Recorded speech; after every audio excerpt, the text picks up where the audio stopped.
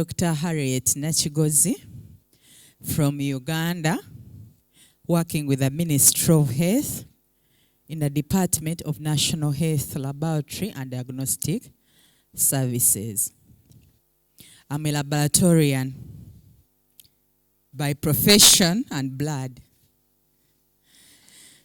I come with a degree in biomedical laboratory technology of Makerere University, then a master's in biomedical laboratory technology and management of Makerere University, and a PhD in public health policy and global health.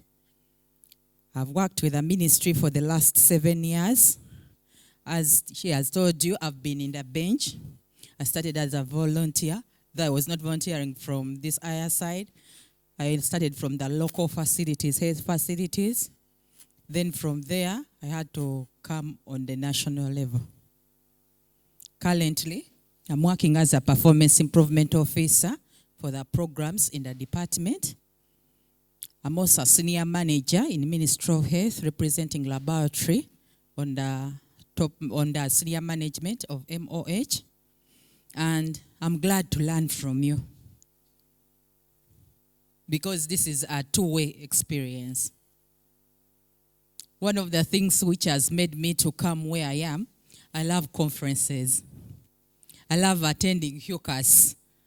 I think I first started it in 2018. And up to now, at least I try to come. Even today, it was a bit tight, but I said I have to come. So this is my 50th time to attend HuQAS conference. So I realize that these are some of the platforms you can learn from the people who have made it in different fields. And we share experiences through the presentations. So today I've come with laboratory leadership in the current context. And I'm going to define the case of Ugandan mentorship. You are aware that we've been in COVID and Ebola, and they have perturbed us not only on the way we are thinking, but even it has increased it has reduced on the human resource through brain drain. Is it true? People have gone out to look for greener pastures. And we still have these episodes. A number of them are coming on board. And other viruses are coming.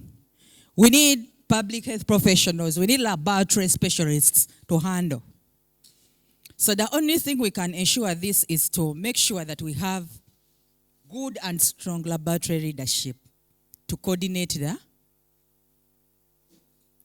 the services, even in the emergencies or in the pandemics.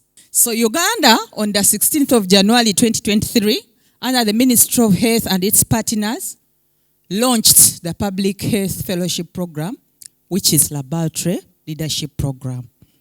All along, we had a few epidemiologists, we had other cadres, but we had not had one in laboratory leadership.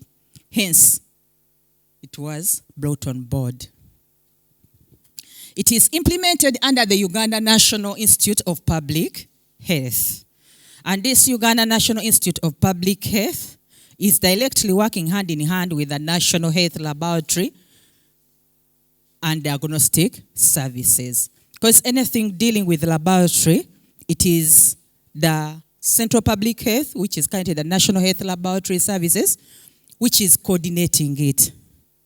And hence, that is why we had this program being brought on board, to make sure that we have competent laboratory leaders, people who are skilled to handle all these epidemics and pandemics. What are we looking at? This one is focused on people who have done laboratory, as I've told you. You have your BSc, you've done your master's, and what we give you are these core experiences or competencies. We train them in laboratory leadership, including planning, coordination, and management. We train them in laboratory-based disease surveillance and outbreak investigation. We train them in laboratory emergency preparedness, response, and recovery. We train them in biosafety and biosecurity. We train them in laboratory policy and strategic planning. We train them in communication skills. We train them in laboratory quality management systems and research. Ladies and gentlemen, the world has changed. Gone are the days where the laboratorians are just on looking at stool alone in the labs, looking at the microscope in the labs. Gone are the days. We need to come out of the cocoon and be able to discuss policy issues and also decide on the budget allocations. And how will we get these people? It is through training them in some of these issues. Am I right? So the components of the program include mentorship sessions, didactic sessions where we have them for some good time and we sit them in the classroom like this and be able to teach them. We have field activities because you cannot learn emergency response when you are just in a class. You have to be taken in the field to get engaged in the field. And we also have community networking. How do you deal with a community which is lazy? Maybe it is poor in hygiene. So they learn all that on job. So these mentorship sessions normally include skill development through a mutual exchange of experience from an experienced person with a fellow or a student, between an experienced or experienced person and a fellow. Mentor supports an individual to create a realistic picture of the future and devise a certain path to get there. Yes, here we get experienced researchers, experienced academicians, people with PhDs. Then we attach them to one of our fellows in the program. Currently, we have 6 in the program. And be able to share your experiences, realities. How have you reached? How do you handle this? And what are the challenges that you are likely to get? And also how to mitigate them. So what is the aim of this? This provides support to the fellows through developing their personal goals. You have some personal goals, but probably you don't know where exactly, whom to contact. So this person is able to tell you what you are supposed to do to make sure that you achieve your goals within the program and align them to their career development, hence enhancing their career aspiration goals. Some of you people, you have dreams, you have something, but there is no way, or the environment has not given you an opportunity to express it to yourselves. So in these sessions, we normally find out all that and the person is able to deal with them because at least they have some good level of experiences.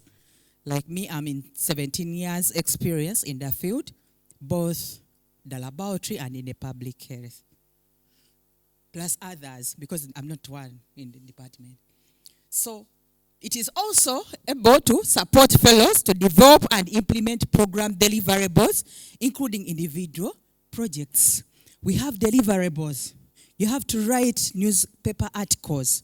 You have to write reports. You have to review data. You have to go to the field. You show us exactly what you are doing.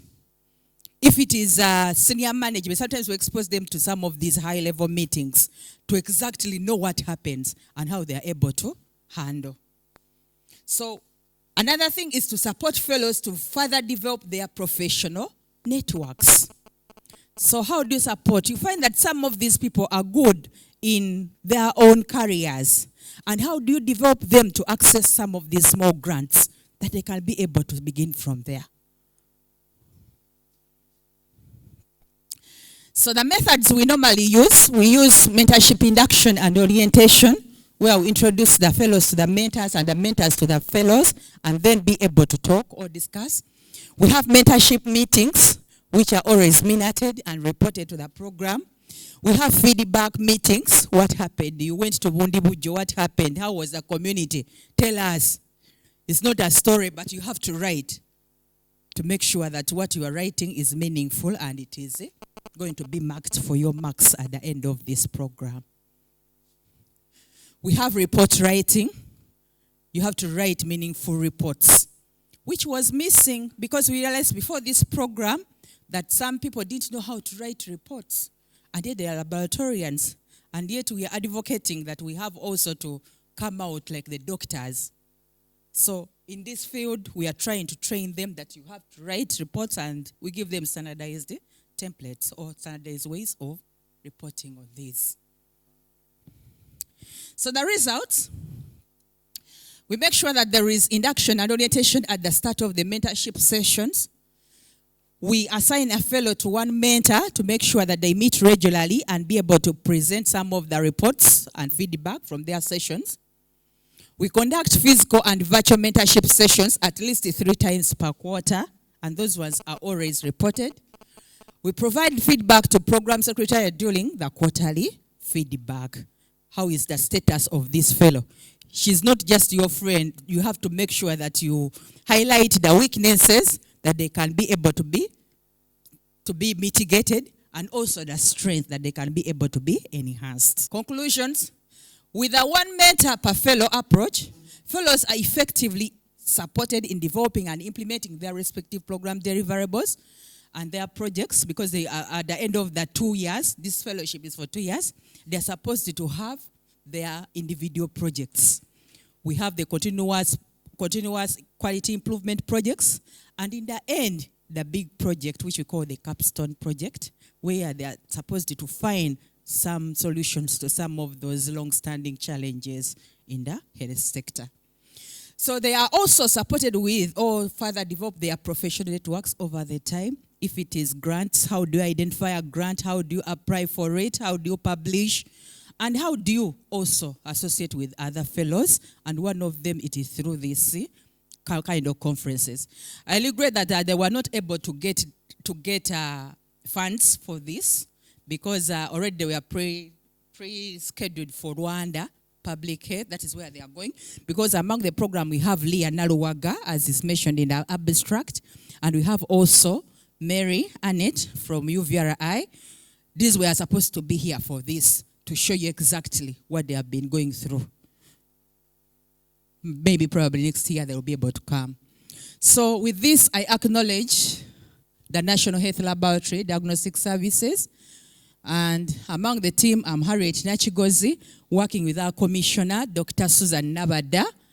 And this program was able to be implemented with a consultant from USA, who is Kim Lewis, under the Global Laboratory Leadership Program, and also Jocelyn Isadol, plus the program manager, who is Alex Leo, and also the coordinator called Samuel Gidudu. So the coordinator is from Uganda National Institute of Public Health, Ministry of Health, and Lewis and Isadol, they are from Association of Public Health Laboratories, USA, for God and my country. Thank you so much.